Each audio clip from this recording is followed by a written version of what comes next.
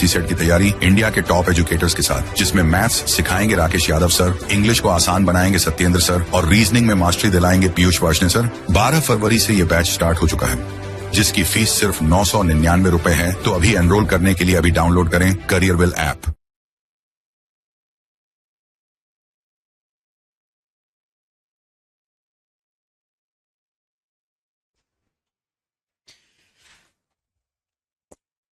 Hello, my dear friends. Very good evening to all of you. Welcome to Careerville. So, कैसे हैं आप सभी? राकेश कुमार हमारे साथ हैं, अंशिका वर्मा हमारे साथ हैं। राम राम, जय हिंद, मुस्कान रावत, शेखर, राकेश कुमार, सभी का स्वागत है। खैर मकदम इस्तकबाल। आज के सेशन में हम लोग पढ़ रहे हैं दरअसल मैटर, और मैटर एक बहुत ही लंबा टॉपिक है। मेटल हम अलग बोल सकते थे, नॉन मेटल अलग बोल सकते थे, मेटलॉइड्स अलग बोल सकते थे, लेकिन हमने एक ही लिया है, कौन सा?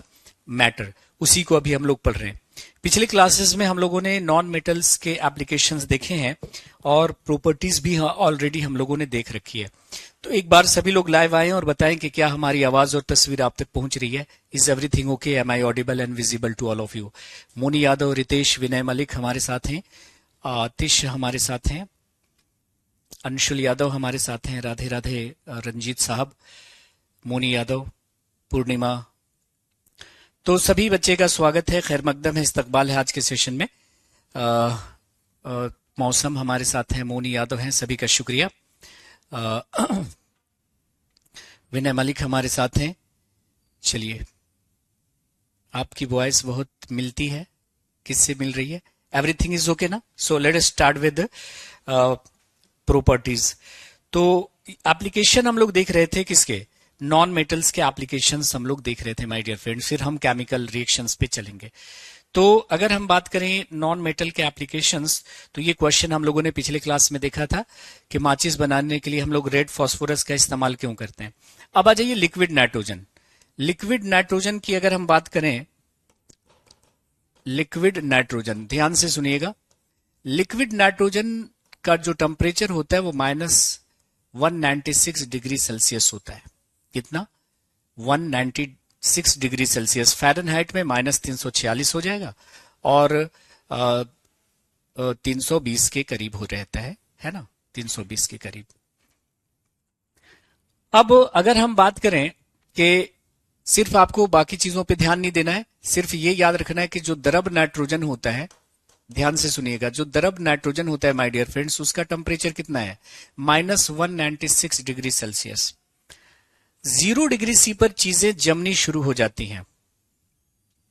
ठीक है जी। संजीव साहब, वालेकुम अस्सलाम। संजीव कैसे हैं?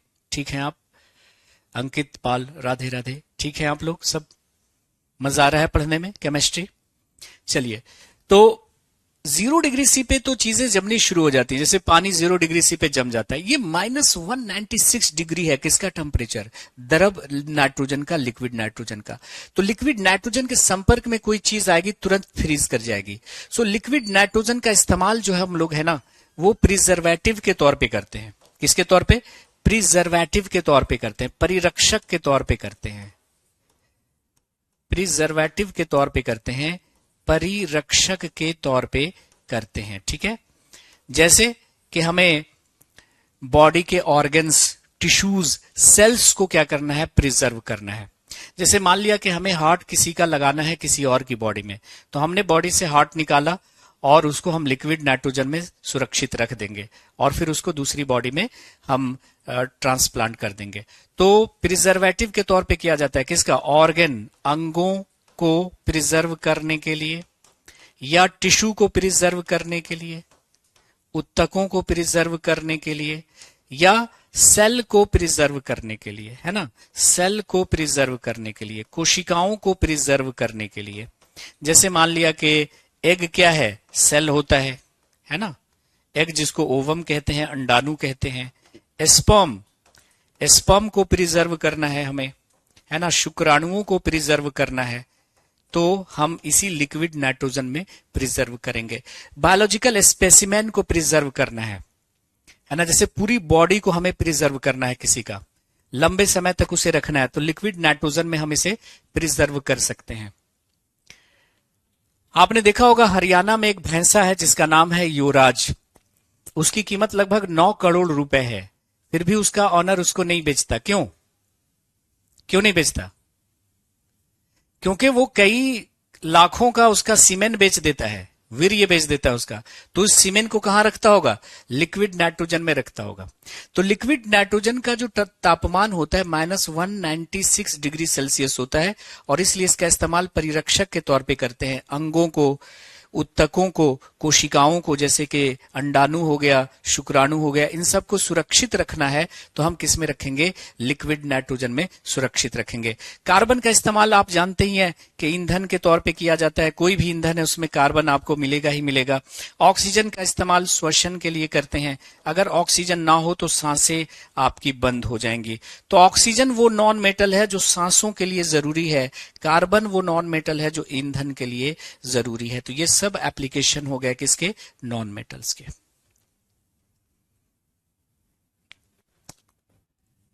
Group of cells is called tissue. कोशिकाओं के समूह को क्या बोलते हैं? उत्तक कहते हैं। ठीक है सनी, बायोलॉजी में हम लोग देखेंगे। दीपू कह रहे हैं कि सर वीडियो रुक रहा है। नहीं, यहां से कोई इश्यू नहीं है जी।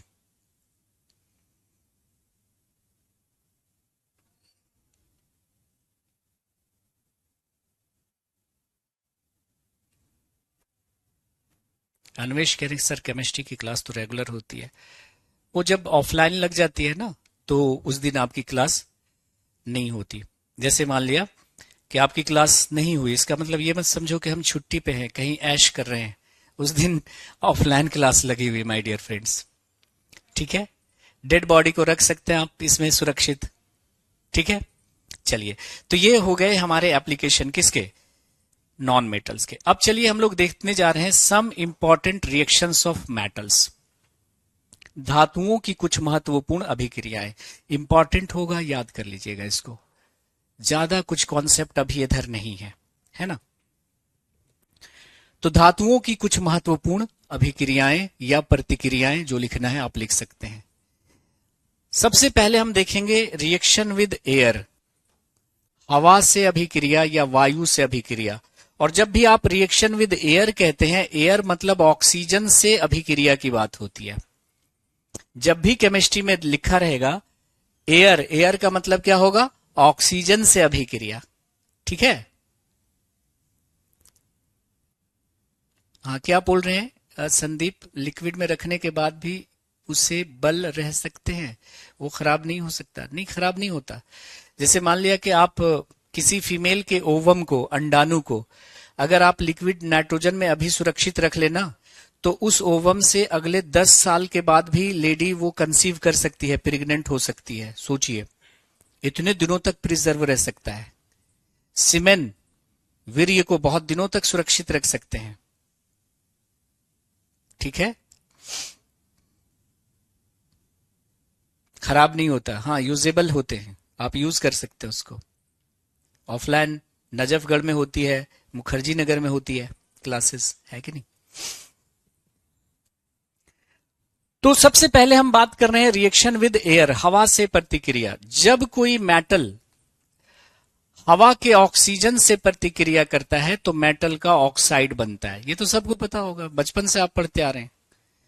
When a metal reacts with oxygen, then metal oxide is formed. जब कोई धातु ऑक्सीजन से प्रतिक्रिया करता है तो धातु का ऑक्साइड बनता है। जैसे मैग्नीशियम। देखिएगा, मैग्नीशियम लैब में आपको रिबन के फॉर्म में रहेगा, ऐसा गोल सा, ऐसा चक्री जैसा रहेगा। मैग्नीशियम मेटल जो है वो लैब में रिबन के फॉर्म में रहेगा। इसको ऐसे खींचिए और एक लंबा सा ऐसे काट लीजिए यहां से।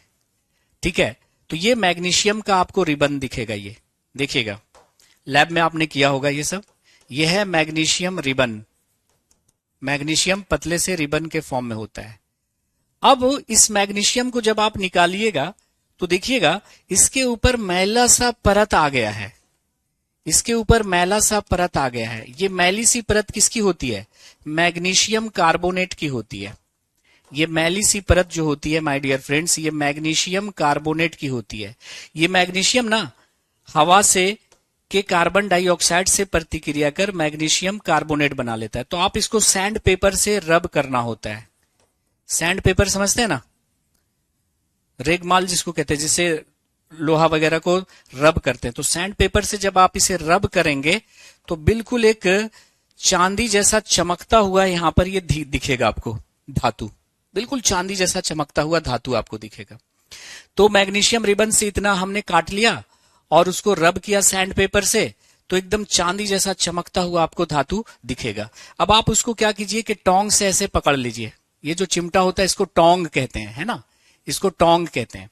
तो इसको टोंग से पकड़ लीजिए और स्पिरिट लैम्प के पास या बर्नर के पास लेके जाइए। तो जब आप इसे ले जाएंगे यहां पे, तो थोड़ी देर आप जब इसे गर्म करेंगे तो ये गर्म करने पर क्या होगा कि ये हवा के ऑक्सीजन के साथ ये रिएक्शन करेगा और जलने लगेगा, एकदम फुलझड़ी जैसा, बहुत ही तेज light, bright light, white light के साथ जलेगा, है ना, व्हाइट लाइट, ब्राइट लाइट जलेगा, बिल्कुल ब्राइट लाइट, है ना, फुलझड़ी जैसा, और जलने लगेगा और धीरे धीरे यहां पर राख गिरने लगेगी, ये ऐश गिरने लगेगा। यही ऐश बन गया आपका क्या, मैग्नीशियम ऑक्साइड। तो होगा क्या कि जब आप मैग्नीशियम को हवा में जलाएंगे तो मैग्नीशियम हवा में जलकर क्या बना लेगा, मैग्नीशियम ऑक्साइड। ये जो राख यहां पे जमा हो रही है वो मैग्नीशियम ऑक्साइड की होगी।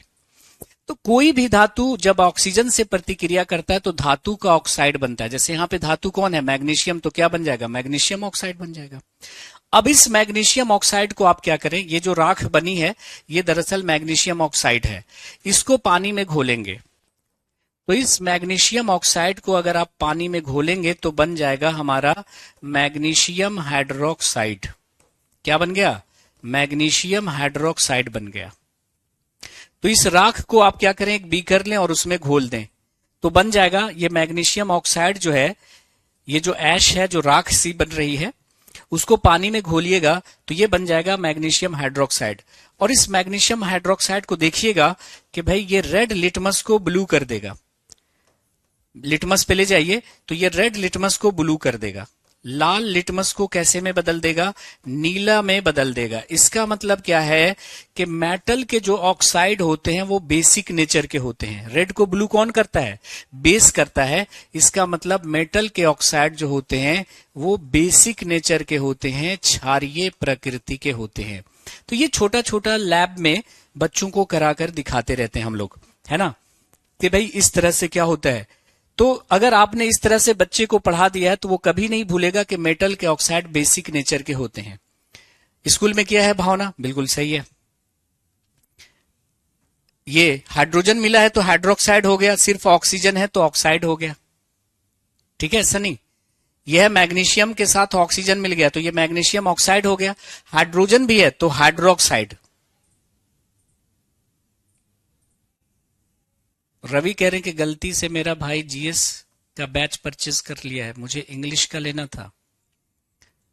तो ये आप उस पर कॉल करिए, हमारा जो हेल्पलाइन है वो लोग ये समस्या का समाधान कर पाएंगे, ठीक है।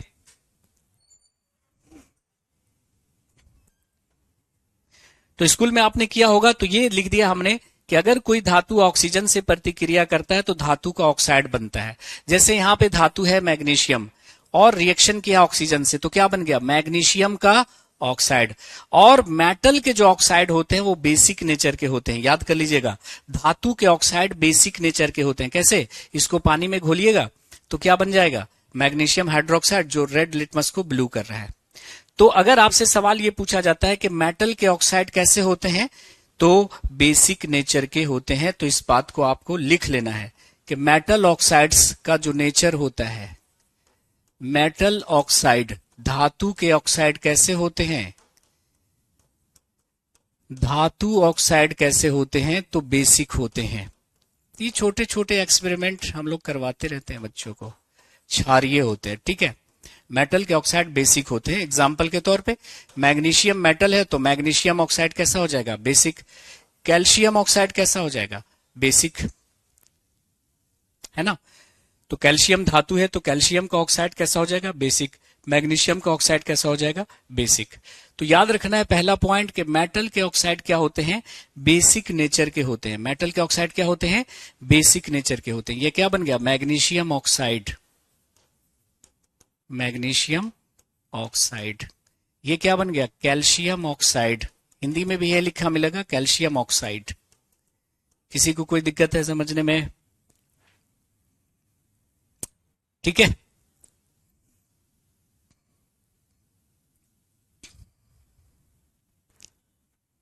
यूज सबका बाद में होगा, तो इसको पढ़ लो फटाफट। रिएक्शन विद एयर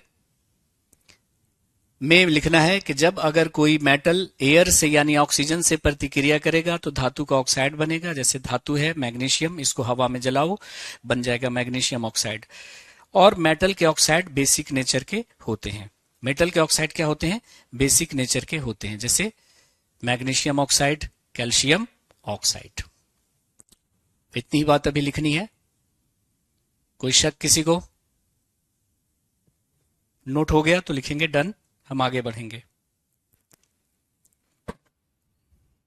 मेटल के ऑक्साइड बेसिक नेचर के कैसे हुए?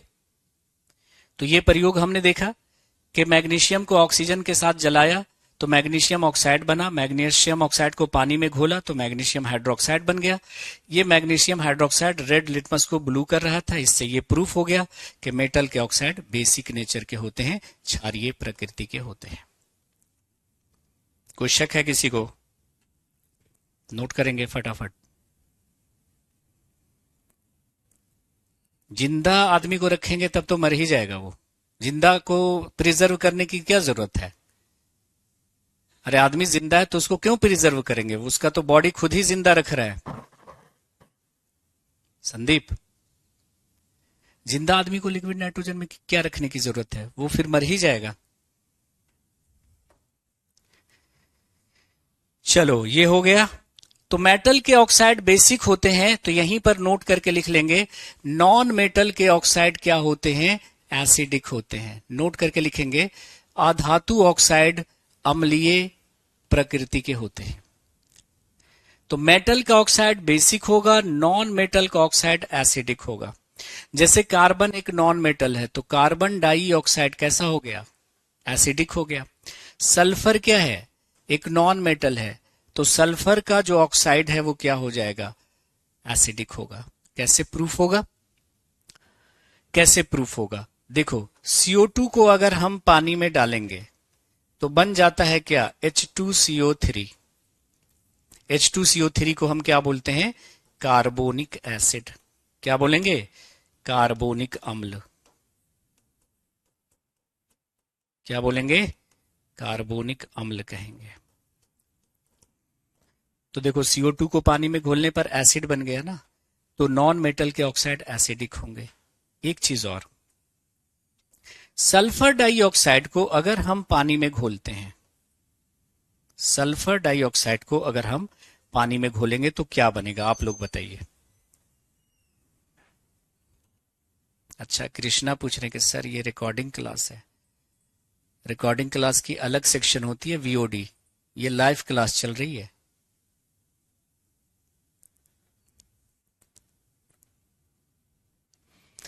सल्फर डाइऑक्साइड को हम पानी में घोलेंगे तो क्या बनेगा? देखो, CO2 को पानी में घोला तो क्या बन गया? H2CO3 carbonic acid.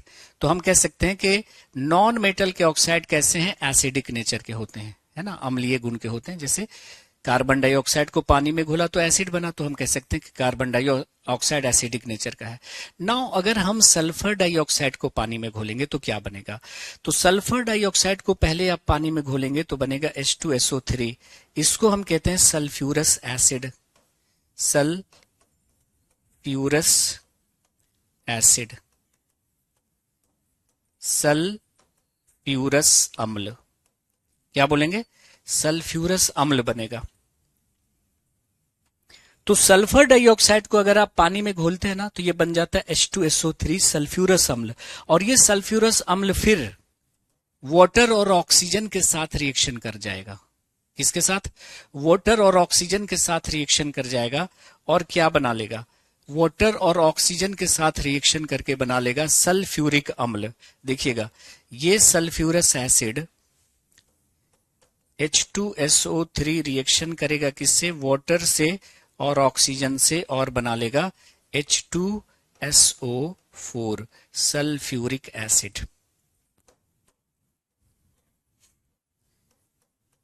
Sulphuric acid को एफ से भी लिखते हैं, PHU से भी लिखते हैं, सल्फ्यूरिक एसिड, सल्फ्यूरिक अम्ल।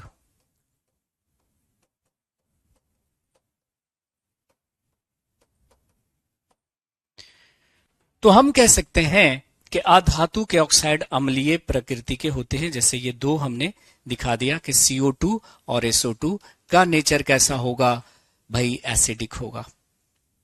लेकिन एक बहुत ही इंपॉर्टेंट सवाल पूछा गया कि कुछ जो मेटल के ऑक्साइड होते हैं वो एसिडिक और बेसिक दोनों बिहेवियर शो करते हैं, अम्लीय और क्षारीय गुण दोनों ही प्रदर्शित करते हैं, और इसको कहा जाता है एम्फोटेरिक ऑक्साइड, उभयधर्मी ऑक्साइड। तो सवाल यह रहता है कि निम्नलिखित में से कौन एम्फोटेरिक एसिड है, सॉरी एम्फोटेरिक ऑक्साइड है। तो अभी आपने क्या देखा कि मेटल के ऑक्साइड जो होंगे वो बेसिक होंगे और नॉन मेटल के ऑक्साइड एसिडिक होंगे। धातु ऑक्साइड क्षारीय प्रकृति के, अधातु के ऑक्साइड अम्लीय प्रकृति के होते हैं। अगला हमारा है एम्फोटेरिक ऑक्साइड, उभयधर्मी ऑक्साइड, वो ऑक्साइड जिसका बिहेवियर एसिडिक भी है और बेसिक भी है। वह ऑक्साइड जो अम्लीय तथा क्षारीय दोनों ही गुण प्रदर्शित करते हैं, अम्लीय और क्षारीय दोनों ही गुण प्रदर्शित करते हैं, ऐसे ऑक्साइड को हम लोग उभयधर्मी ऑक्साइड कहते हैं। ठीक है, उभयधर्मी ऑक्साइड कहते हैं। 14 फरवरी पे हमने स्पेशल डाल दिया है, अभी अपलोड हो जाएगा, इंस्टा पे जाके देख लीजिएगा मेरा। और अभी आप कह रहे हैं तो एक शेर हम आपको सुनाएंगे, दिगांता साहब, पहले इससे समझ लीजिए। तो देखो लिखा है क्या मैंने अपने शब्दों में कि oxides of metals which have both acidic as well as क्या basic behaviour, those oxides which show acidic as well as basic behaviour are known as what, amphoteric oxide. वो ऑक्साइड जो अम्लीय एवं क्षारीय दोनों गुण प्रदर्शित करेंगे, ऐसे ऑक्साइड को हम उभयधर्मी ऑक्साइड कहेंगे। अब देखो क्वेश्चन आपसे ये रहेगा कि भाई निम्नलिखित में से किनके ऑक्साइड उभयधर्मी हैं। तो वो है आपका एल्युमिनियम, जिंक, बेरिलियम, टिन और लेड। यानी एल्युमिनियम के ऑक्साइड,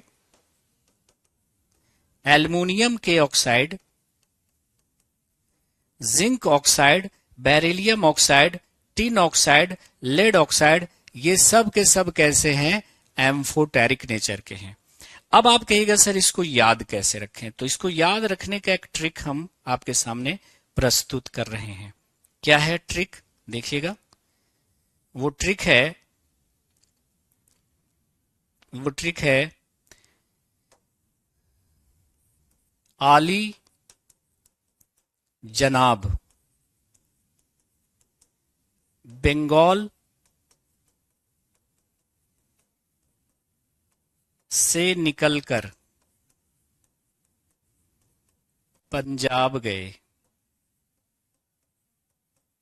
क्या, आली जनाब बंगाल से निकलकर पंजाब गए। तो aluminium oxide, zinc oxide, beryllium oxide, tin oxide, lead oxide सभी के सभी एम्फोटेरिक ऑक्साइड माने जाते हैं। मतलब they have both acidic as well as basic character, acidic as well as basic character. ठीक है, तो क्वेश्चन कैसे पूछा जाएगा, निम्नलिखित में से कौन उभयधर्मी ऑक्साइड है, which of the following is an amphoteric oxide. Generally option में एल्युमिनियम ऑक्साइड आपको मिलेगा। देखिएगा जितने भी क्वेश्चन हैं सब में एल्युमिनियम ही ऑप्शन में था, लेकिन एल्युमिनियम के अलावा एल्युमिनियम हो गया, जिंक हो गया, बेरिलियम हो गया, टिन हो गया, लेड हो गया। एसएन को क्या पढ़ते हैं, टिन, और पीबी को क्या पढ़ते हैं, लेड। तो टिन और लेड, तो टिन के ऑक्साइड, लेड के ऑक्साइड, ये सब के सब आपके एम्फोटेरिक है। हो गया नोट, बहुत ही इंपॉर्टेंट है।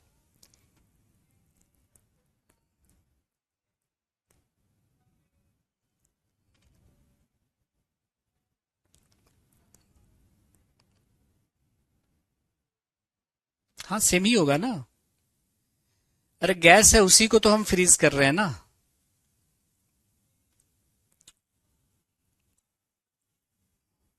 बताइए, किसी का कोई सवाल है तो पूछ लीजिए। कोई दिक्कत किसी को? विपिन बताइए। हाँ शुभम पूछिए क्वेश्चन। अच्छा सौरभ पूछ रहे सर इसमें क्वेश्चन कैसे आएगा? अभी तो बताया कैसे आएगा। पूछेगा कि which of the following is an amphoteric oxide, निम्नलिखित में से कौन एक एम्फोटेरिक ऑक्साइड है? रवि कुमार, अच्छा देखते हैं उसमें क्या हो सकता है रवि साहब। शिवम कह रहे हैं कि सर आपने तो पुष्पा की शर्ट पहन रखी है, ऐसा है क्या? पुष्पा ऐसा पहना था कहीं पर?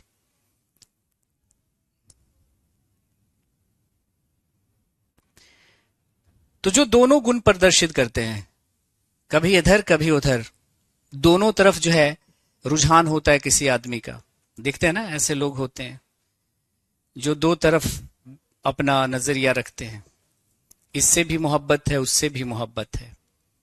कुछ लोग ऐसे होते हैं। एक शायर कहते हैं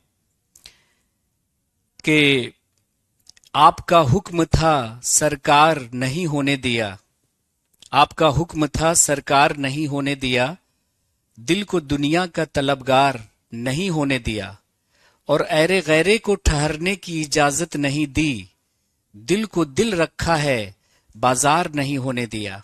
ऐरे गैरे को ठहरने की इजाजत नहीं दी, दिल को दिल रखा है बाजार नहीं होने दिया, और मैंने शोहरत के लिए मिन्नतें दुनिया नहीं की, इस कदर जहन को बीमार नहीं होने दिया। तो कुछ लोग होते हैं ना, उसके दिल से हर आदमी गुजर जाता है ना, दोनों तरफ इधर उधर हर तरफ से अपना जो है वो लोगों का अटेंशन बटोर रहा होता है। और कुछ लोग ऐसे होते हैं उसके दिल से हर कोई नहीं गुजर सकता।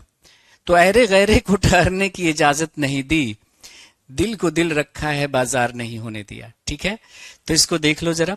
आली जनाब बंगाल से निकलकर पंजाब गए, इसको याद करने का ट्रिक हो गया। ठीक है,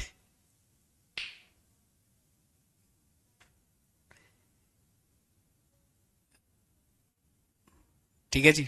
हाँ शुभम क्वेश्चन पूछिए ना, क्या क्वेश्चन है आपका?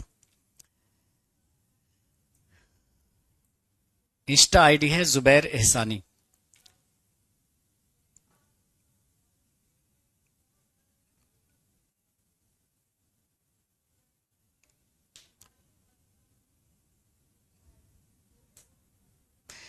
हो गया, चलिए एम्फोटेरिक ऑक्साइड हो गया। लेकिन कुछ ऑक्साइड न्यूट्रल होते हैं।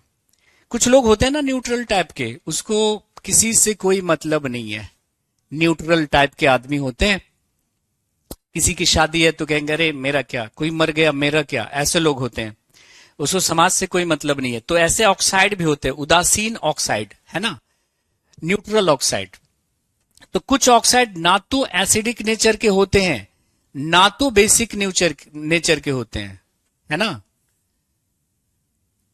ना तो अम्लीय प्रकृति के होते हैं ना तो क्षारीय प्रकृति के होते हैं, मतलब न्यूट्रल होते हैं। तो याद कर लीजिएगा, कुछ है इसको याद ही करना पड़ेगा। Carbon monoxide, nitric oxide, nitrous oxide. ठीक है, तो carbon monoxide, carbon monoxide, nitric oxide,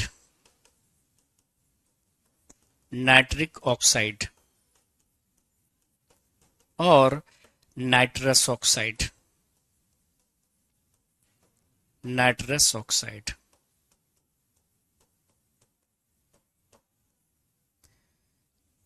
ये सब न्यूट्रल हैं, न्यूट्रल हैं।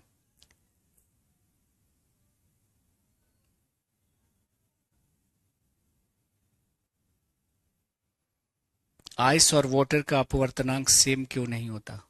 क्योंकि वो सॉलिड हो गया, ये लिक्विड हो गया, दोनों का स्ट्रक्चर अलग है। हाँ, इसी को लाफिंग गैस कहते हैं, आगे हम लोग देखेंगे। हास्य गैस, अगर ये नाइट्रस ऑक्साइड कहीं पर हम रिलीज कर दें तो आदमी का लाफिंग सेंटर जो दिमाग का है ना वो एक्टिवेट हो जाता है और बिना वजह के हंसना शुरू हो जाता है, बिना वजह का हंसना शुरू हो जाता है। संजीव कह रहे हैं कि मैंने आपका यूट्यूब चैनल सब्सक्राइब कर दिया, वेरी गुड, जल्द ही हम आएंगे लाइव उस पे। सबका यूज नहीं देखना है ना, जिसका यूज है और जिसके पूछे जाते हैं उसका ऑक्साइड और हाइड्रोक्साइड का यूज देखेंगे ना। जैसे हम आगे देखेंगे सोडियम हाइड्रोक्साइड का यूज, सोडियम हाइड्रोक्साइड कैसे बनाया जाता है। तो जिसका एप्लीकेशन आपको पढ़ना है एनसीईआरटी में, जहां से सवाल होते हैं सिर्फ उसी का देखेंगे। अब हम सब का यूज नहीं देखेंगे। जैसे हम आगे पढ़ेंगे कि नाइट्रस ऑक्साइड को लाफिंग गैस कहा जाता है। अब कार्बन मोनोऑक्साइड का क्या यूज होगा? कार्बन मोनोऑक्साइड को साइलेंट किलर कहते हैं, जिसको हम लोग बायोलॉजी में पढ़ेंगे। ठीक है, चलिए अब आ जाते हैं हम लोग थोड़ा सा रिएक्शन विद एसिड पे। तो हमने देखा अभी हवा से प्रतिक्रिया, हवा से प्रतिक्रिया के बाद हम लोग देखने जा रहे हैं अम्ल से प्रतिक्रिया।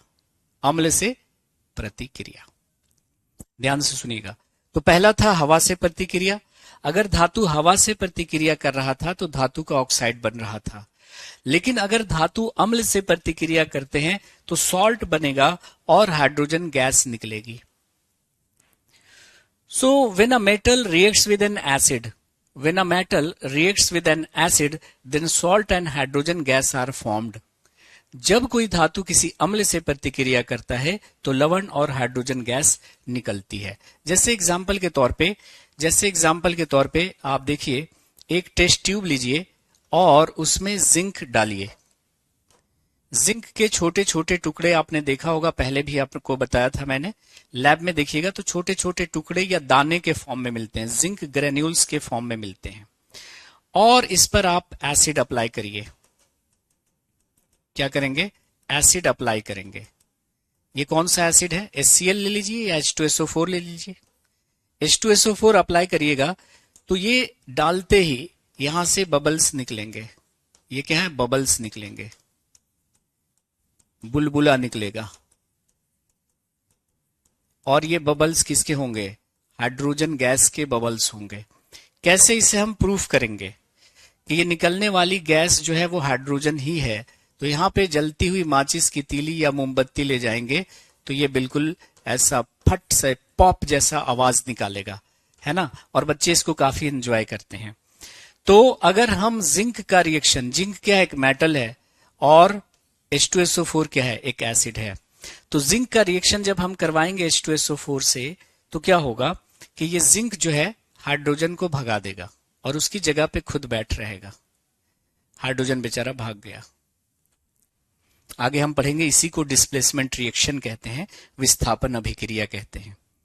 तो ये जो जिंक सल्फेट बन गया, ये क्या बन गया? Zinc sulphate. What is this? This is zinc sulphate. ये जिंक सल्फेट क्या है?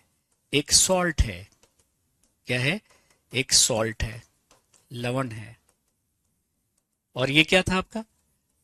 सल्फ्यूरिक एसिड है। ये सल्फ्यूरिक एसिड, PHU करके भी लिख सकते हैं, FU करके भी लिख सकते हैं। तो ये है सल्फ्यूरिक अम्ल। ठीक है जी। और ये आपका जिंक, जस्ता जिसको बोलते हैं, हिंदी में जस्ता भी बोलते हैं या जिंक भी कहते हैं। ठीक है। तो आपको याद रखना है कि जब कोई मेटल किसी अम्ल से प्रतिक्रिया करेगा तो सॉल्ट बनेगा और कौन सी गैस निकलेगी? Hydrogen gas.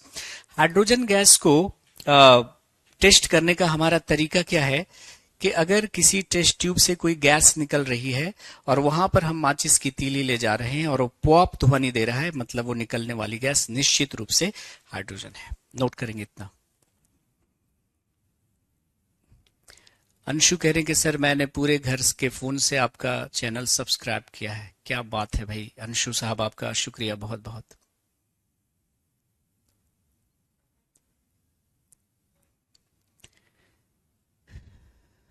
ठीक है।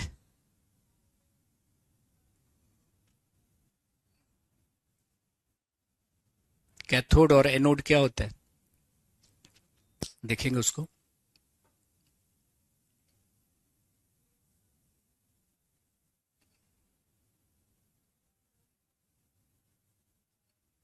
सौरभ कह रहे हैं कि मुझे टेंशन होता है तो मुंह से ब्लड आता है। मुंह से तो ब्लड आ ही नहीं सकता, इसका मतलब दिक्कत है।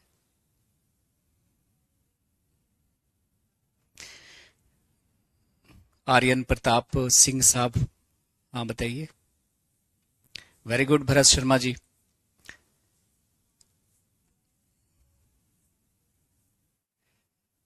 सल्फास में कौन सा केमिकल होता है? हाँ सेम ही है, वही सेम है रिएक्शन, एसिड बेस वाला। चलिए, तो अगर हम बात करें कि भाई हाइड्रोजन गैस का टेस्ट कैसे करते हैं, तो किसी गैस के पास चलती हुई, यहां पे क्या है, आप डायरेक्ट इतना तामझाम करने की जरूरत नहीं है। ये देखो एनसीईआरटी में ऐसे दिखाया गया है कि ये क्या है, जिंक के टुकड़े हैं और इस पे आपने H2SO4 डाला है, तो ये यहां से गैस बननी शुरू होगी और यहां से एक डिलीवरी ट्यूब हमने ऐसे लगा दिया है और इसको एक बीकर लिया है, बीकर में पानी है, नीचे से गैस निकलेगी, यहां पर बुलबुला निकलेगा और यहां पे ये जलती हुई माचिस की तीली या मोमबत्ती ले जाएंगे तो पॉप ध्वनि देगा। इतना करने की जरूरत नहीं है। हम लोग क्या करते हैं, यहीं पे डाल दिया जिंक ग्रेन्यूल और जैसे ही एसिड डालेंगे यहां से बबल निकलेंगे और यहीं पर माचिस की तीली आप ले जाओ, फट से आवाज आएगा, पॉप जैसा आवाज आएगा। तो याद कर लीजिएगा, जब परखनली के मुंह के समीप एक जलती हुई माचिस की तीली लाई जाती है तब यह गैस पॉप ध्वनि के साथ जलती है। यह इस बात का प्रमाण है कि निकलने वाली गैस जो है वो हाइड्रोजन गैस है। तो ये हाइड्रोजन गैस का परीक्षण है माय डियर फ्रेंड्स। यहीं पर मैं आपको CO2 गैस का परीक्षण दिखाता हूं, ठीक है, नोट करके लिख लीजिएगा, टॉपिक से थोड़ा सा हटकर है। CO2 गैस का परीक्षण कैसे किया जाता है, ठीक है, CO2 गैस का परीक्षण कैसे किया जाता है, ठीक है, अभी बता दूंगा। हाँ तो बिल्कुल बेसिक से तो पढ़ रहे हैं हम लोग आर्यन साहब, हम हर चैप्टर को ले रहे हैं एकदम बिल्कुल बेसिक से। मैं ये मान के चल रहा हूं कि आपको नहीं आते बिल्कुल। अंकित जो आप लिख रहे हैं वो एलम है, उसको फिटकरी कहते हैं, जिसको पोटाश एलम भी कहते हैं। आगे हम उन लोगों को पढ़ेंगे केमिकल फॉर्मूला सबका, ठीक है। K2SO4 L2SO4 into 24H2O, ये क्या है, एलम, जिसे हम पोटाश एलम कहते हैं। जल्दी हम बायो भी स्टार्ट करेंगे, पैरेलल चलेगा आपका, ठीक है। याद हो गया कि अगर किसी गैस के पास जलती हुई माचिस की तीली या मोमबत्ती ले गए हैं और वो गैस पॉप ध्वनि के साथ जल रहा है, वो गैस आपका हाइड्रोजन गैस होगा। अब हम बात कर लेते हैं, यहीं पर नोट करके थोड़ा लिख लीजिए, test of CO2, carbon dioxide gas का परीक्षण, कार्बन डाइऑक्साइड का परीक्षण, टेस्ट ऑफ CO2। तो देखिएगा, पहले मैं आपको समझा देता हूं फिर आप लिख लेना, टेस्ट ऑफ CO2 नोट करके लिख लेना, टॉपिक से थोड़ा हटकर है, चूंकि हाइड्रोजन गैस का परीक्षण देखा तो CO2 का परीक्षण भी बार बार आपसे पूछा जाता है। CO2 का परीक्षण कैसे करते हैं, देखिएगा, अगर हम CO2 गैस से लाइम वाटर प्रवाहित करेंगे, ये कैल्शियम हाइड्रोक्साइड है, देखना ध्यान से, इस केमिकल कंपाउंड का नाम क्या है, कैल्शियम हाइड्रोक्साइड। क्या पढ़ते हैं इसको, कैल्शियम हाइड्रोक्साइड। और इसी को हम क्या बोलते हैं, लाइम वाटर। क्या कहते हैं, लाइम वाटर कहते हैं। चूना पानी या चूने का पानी, ये बिल्कुल क्लियर सॉल्यूशन होता है, पानी जैसा दिखेगा, लैब में देखिएगा बॉटल में रखा रहेगा, क्लियर सॉल्यूशन, पानी जैसा तरल होता है, ये बिल्कुल पानी जैसा क्लियर सॉल्यूशन दिखेगा। अगर हम लाइम वाटर से CO2 गैस गुजारेंगे तो रिएक्शन होगा, क्या होगा, रिएक्शन होगा और दूधिया हो जाएगा। लाइम वाटर से गुजारेंगे तो रिएक्शन होकर दूधिया बना लेगा, ठीक है, रिएक्शन होगा और दूधिया बना लेगा। तो ये अभी जो पानी जैसा दिख रहा है ना, जैसे देखिए, ये मान लिया आपने टेस्ट ट्यूब लिया और टेस्ट ट्यूब में आपने लाइम वाटर लिया, ये लाइम वाटर लिया, कैल्शियम हाइड्रोक्साइड, जो पानी जैसा आपको दिख रहा है। अब इससे आप CO2 गैस प्रवाहित करो, कैसा, उतना तामझाम करने की जरूरत नहीं है। आप एक डिलीवरी ट्यूब लो और उसको स्पिरिट लैम्प के पास ले जाओ और ऐसे टेढ़ा बना लो, ऐसे ये टेढ़ा बन जाएगा। ये सीधा सीधा रहता है लैब में डिलीवरी ट्यूब, पतली पतली, तो उसको ऐसे ले जा करके आग के पास ले जाओगे तो ये टेढ़ा हो गया। अब एक बच्चे को बुलाओ क्लास से आप और कहोगे इसमें फूंको भाई, तो ये बच्चा फूंकेगा, उसको गुड़गुड़ गुड़गुड़ की आवाज आएगी और मजा आएगा उसको, अरे मजा आ रहा है। थोड़ी देर गुड़गुड़ाने के बाद जो पानी जैसा दिख रहा था ना यहाँ पर, तरल बिल्कुल क्लियर सॉल्यूशन पानी जैसा, वो कैसा हो जाएगा, मिल्की हो जाएगा, दूध जैसा हो जाएगा। कैसा हो जाएगा, बिल्कुल मिल्की हो जाएगा, दूध जैसा हो जाएगा। क्यों? क्योंकि देखो CO2 जब गुजरेगा कैल्शियम हाइड्रोक्साइड से, लाइम वाटर से CO2 गैस आप गुजारोगे तो इसमें रिएक्शन होगा। क्या बन गया ये, कैल्शियम कार्बोनेट। क्या बन गया, CaCO3, और क्या बनेगा, पानी बनेगा, पानी तो उसी में रहेगा। ये बन गया आपका कैल्शियम कार्बोनेट। कैल्शियम कार्बोनेट क्या बन गया, कैल्शियम कार्बोनेट बन जाएगा,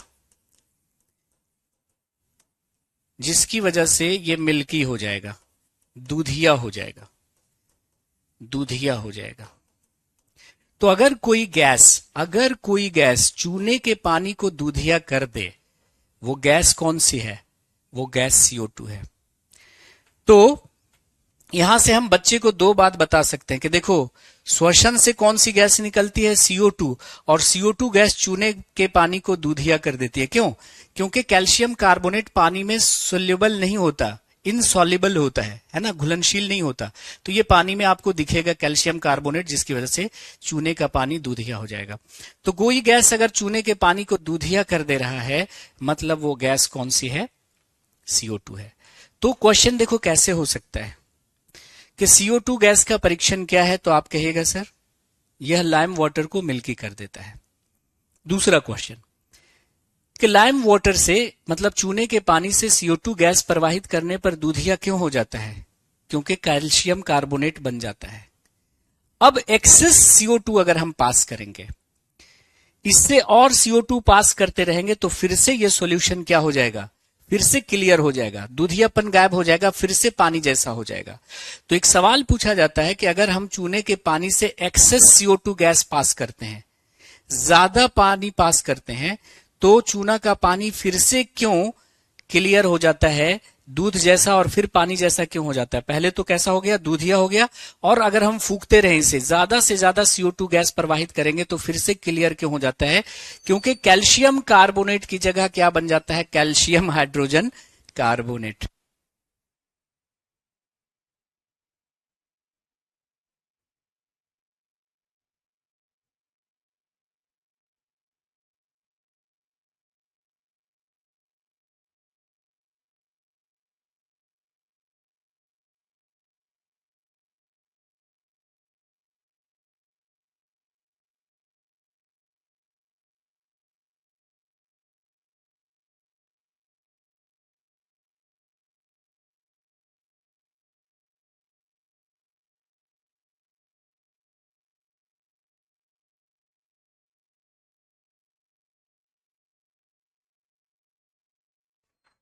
ठीक है जी।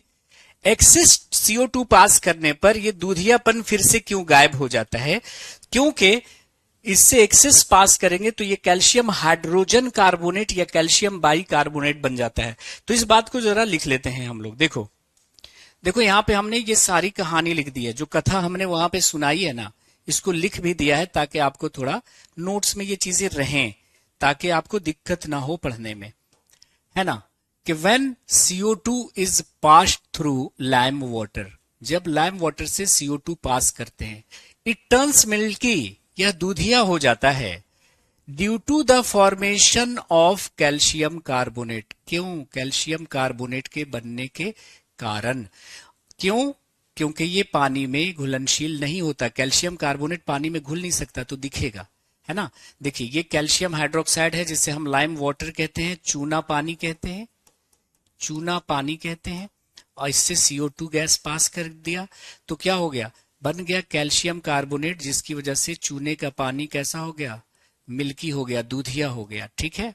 लेकिन माय डियर फ्रेंड्स, हाउएवर, जबकि अगर आप एक्सेस CO2 पास करते हैं, अत्यधिक CO2 पास करते हैं इस सॉल्यूशन से, तो ये जो दूधियापन है वो डिसअपियर हो जाता है, गायब हो जाता है। This is due to the formation of calcium bicarbonate या calcium hydrogen carbonate which is soluble in water. ये कैल्शियम बाई कार्बोनेट पानी में सॉल्युबल होता है, पानी में सॉल्युबल होता है।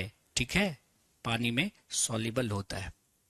ठीक है, जैसे ये कैल्शियम कार्बोनेट है जिसकी वजह से दूधियापन हो रहा है, ये पानी है ना, तो कैल्शियम कार्बोनेट पानी के अंदर ही है, इससे एक्सेस CO2 पास हो रहा है, तो क्या बन जा रहा है, कैल्शियम हाइड्रोजन कार्बोनेट।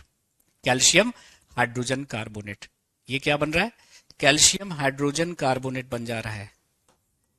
HCO3 क्या होती है, हाइड्रोजन कार्बोनेट।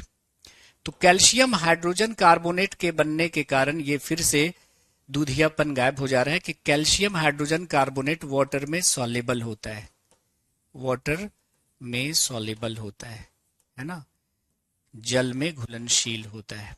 तो ये नोट कर लीजिए, बहुत इंपॉर्टेंट चीज है, अक्सर ये एग्जाम में रहता है। ठीक है, तो कैल्शियम कार्बोनेट किस में बदल गया, कैल्शियम हाइड्रोजन कार्बोनेट या कैल्शियम बाई कार्बोनेट में, है ना। इसको देखो, कैल्शियम हाइड्रोजन कार्बोनेट कहते हैं या कैल्शियम बाई कार्बोनेट कहते हैं, क्या कहते हैं, इसे कैल्शियम बाई कार्बोनेट या कैल्शियम हाइड्रोजन कार्बोनेट बोलते हैं। इसको हम क्या बोलते हैं, कैल्शियम बाई कार्बोनेट और कैल्शियम हाइड्रोजन कार्बोनेट, एक ही बात है, कैल्शियम हाइड्रोजन कार्बोनेट। कोई शक है किसी को समझने में, बताइए। डेटा खत्म हो गया शिवानी का।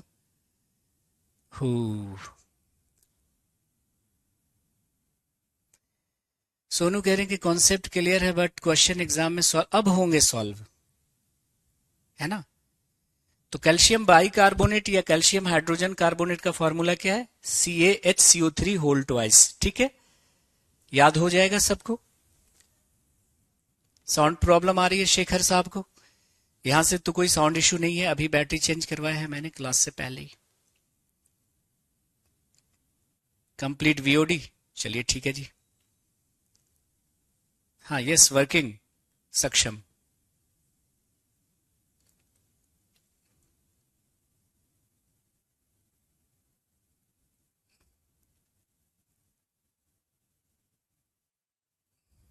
क्या शक है सूरज,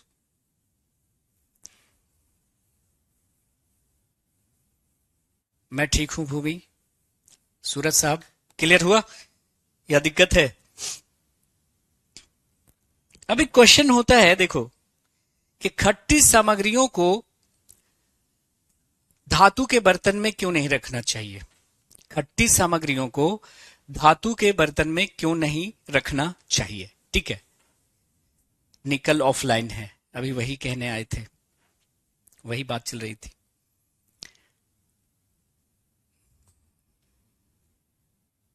बताइए, खट्टी सामग्रियों को धातु के बर्तन में क्यों नहीं रखना चाहिए, अभिराज सिंह ठाकुर साहब बताइए। कल क्लास नहीं होगी, नहीं, ये यहां पर कोई ध्वनि नहीं आएगी, ध्वनि वहां पे हाइड्रोजन वाले में आएगी। फिजिक्स की कंप्लीट VOD, चलिए देखते हैं।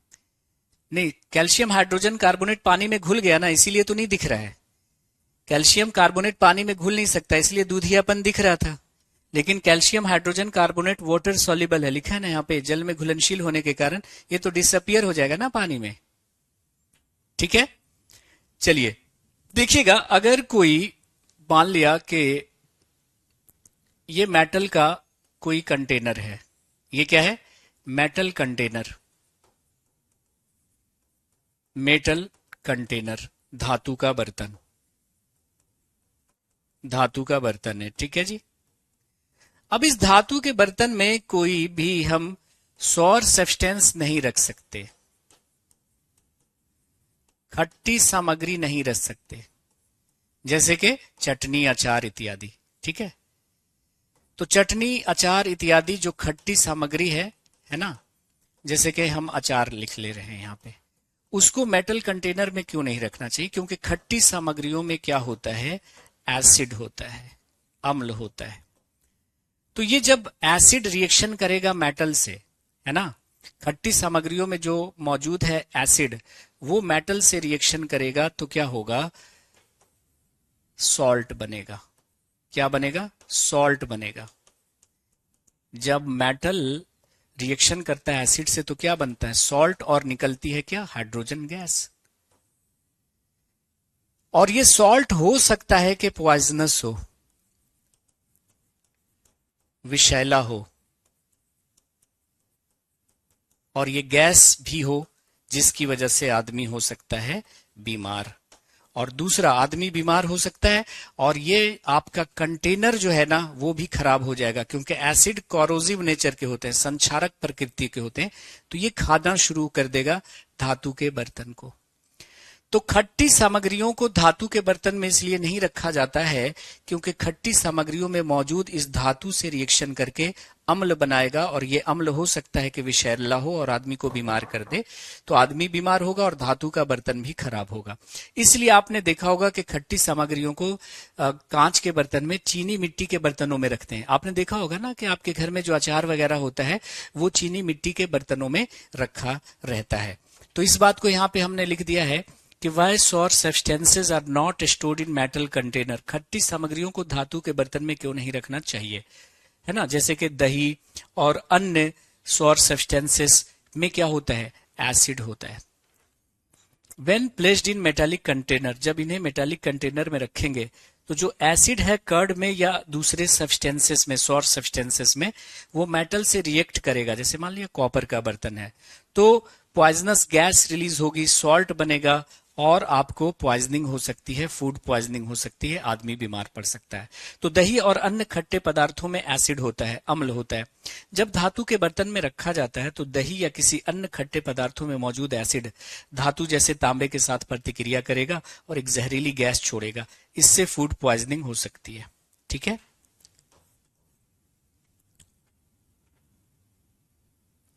तो एक तो सॉल्ट पॉइजनस हो सकता है, गैस निकल रही है वो पॉइजनस होगा, और धातु का बर्तन भी आपका कोरोड हो जाएगा, संक्षारित हो जाएगा। तो हमने देखा धातुओं का हवा से प्रतिक्रिया, अभी हमने देखा धातुओं का अम्ल से प्रतिक्रिया। ठीक है, तो आज यहीं तक रहने देते हैं, बाकी बातें हम लोग अगली क्लास में करेंगे। हाँ, ग्लास में रख सकते हैं, चीनी मिट्टी के बर्तन में रख सकते हैं, लेकिन धातु के बर्तन में खट्टी सामग्रियों को नहीं रखना चाहिए। जैसे दही में भी क्या होता है? अम्ल होता है। तो दही वगैरह को धातु के बर्तन में ना रखें ज्यादा देर तक। देखिएगा, अगर ज्यादा देर तक आपने दही को रख दिया तो डिस्कलर हो जाएगा। आप एल्युमिनियम के बर्तन में रख के देखिए ना, डिस्कलर हो जाएगा। ठीक है, तो वाटर तो न्यूट्रल होता है ना, तो वाटर रख सकते हैं हम, वाटर न्यूट्रल होता है ना। तो चलिए आज रहने देते हैं यहीं पर। टेस्ट ऑफ कार्बन डाइऑक्साइड, ये देख लीजिए, टेस्ट ऑफ कार्बन डाइऑक्साइड वाला ये। तो आज यहीं तक रहने देते हैं, नेक्स्ट क्लास में होगी आपसे मुलाकात। Have a nice day, take care, bye bye, Jai Hind, thank you very much, see you again.